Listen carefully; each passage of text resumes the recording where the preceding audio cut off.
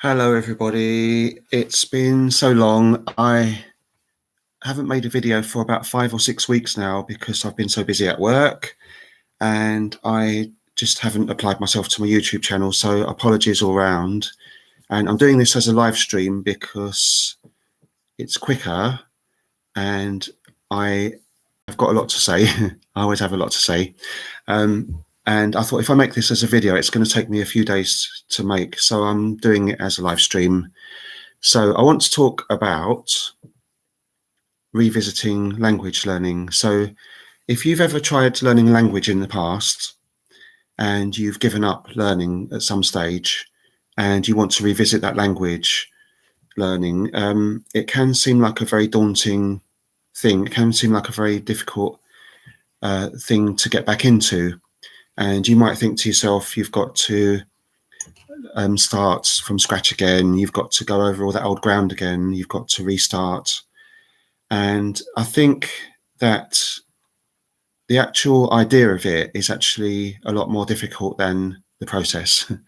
So with that in mind, I wanted to give you a few suggestions, talk about a few different things that you could think about if you're thinking of restarting a language and you're having trouble kind of getting back into it, or you're having sort of a bit of a debate, so or a bit of procrastination, you know.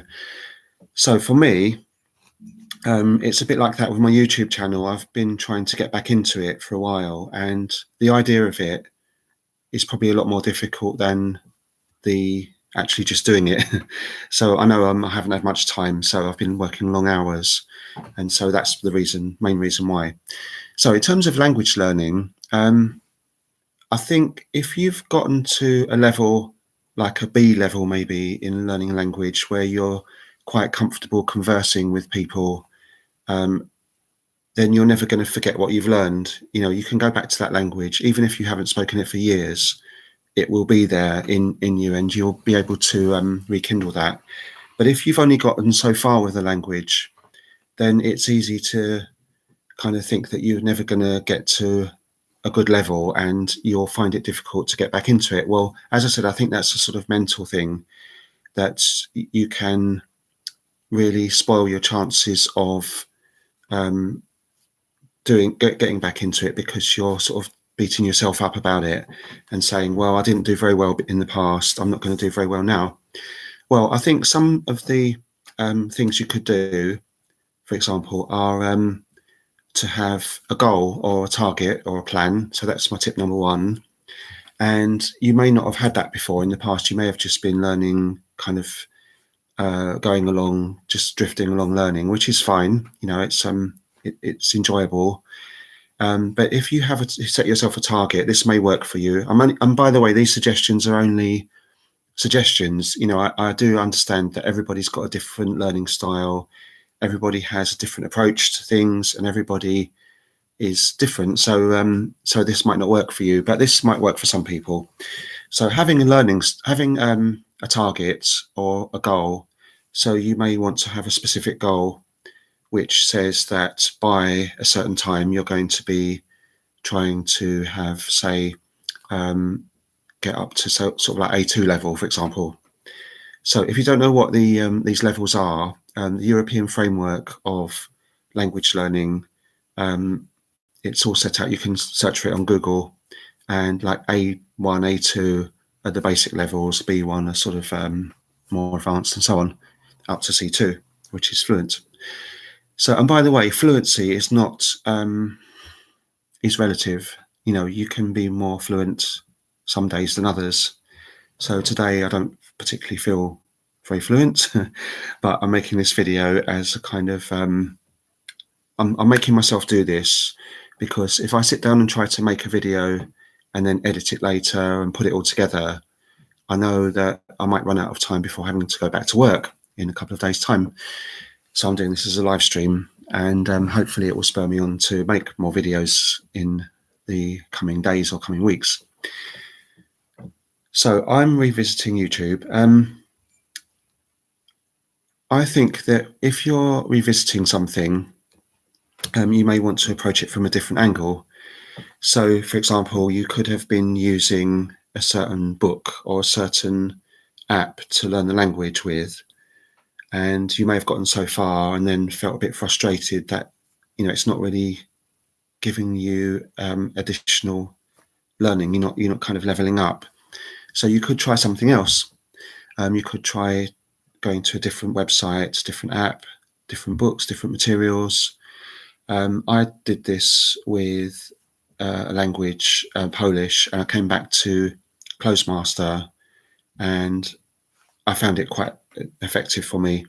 So what have I been doing in the past few weeks? I've been working very hard, and I'm still learning Polish. So I've leveled up in Polish quite a bit, but I've just been focusing on that one language.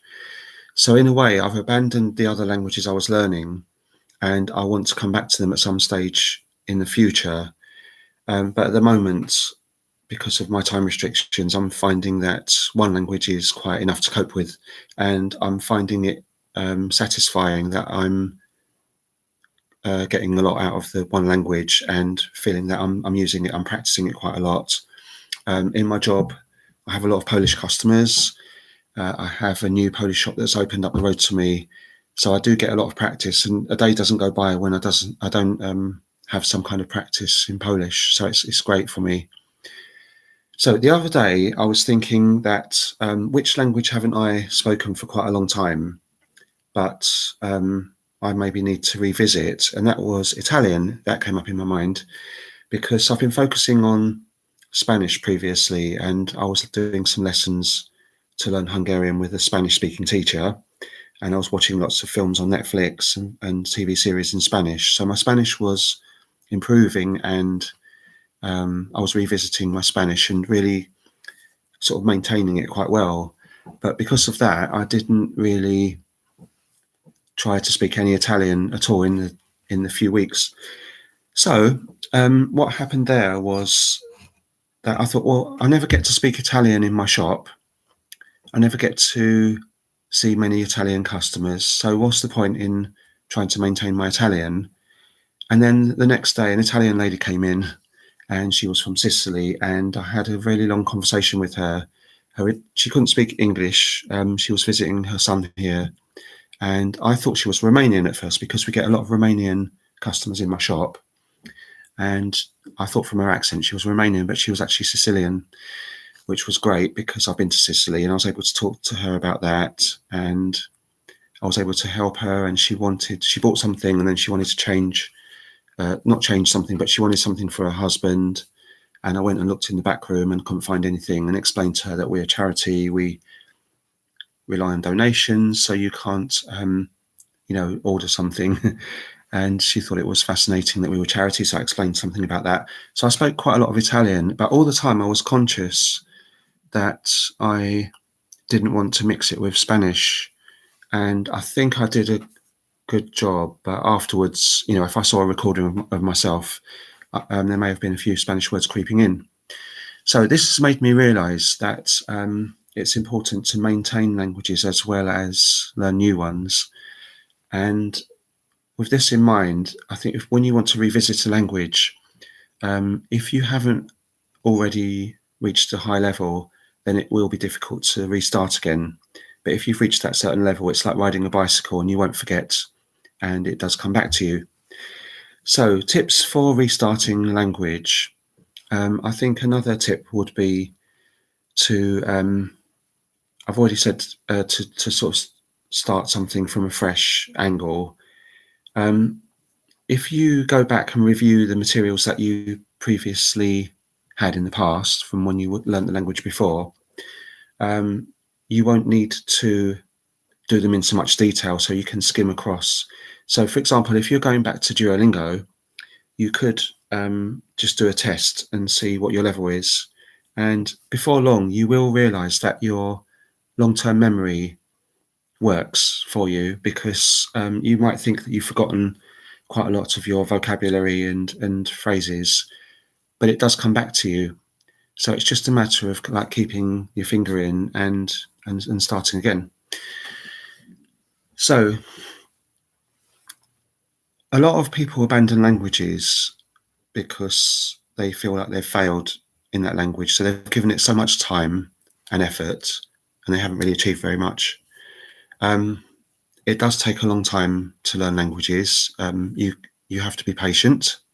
You can't just sort of expect overnight to be fluent. So I blame a lot of these videos that you see on YouTube where it says you can learn a language in 30 days, in 10 days. I learned Spanish in a week. You can't. It's not possible. You can learn a certain amount of a language, but you won't be able to be, fluent in a language. So revisiting the language, you could try other things. So like, for example, you could try listening to more music in a language rather than if you didn't do that before. I've forgotten what my next tip was going to be, actually. This is the problem with doing live stream and not having notes. Just give me a second. So I think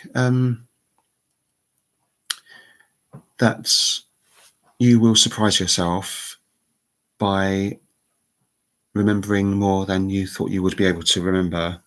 So I think one of my tips would be to say that you can just go for it rather than thinking about it and thinking how difficult it's going to be. If you just make the first baby step to doing it. So turn this video off now and go and start your language learning and just do something with it, and you'll get hooked again. You'll start getting hooked again. So what else do we need to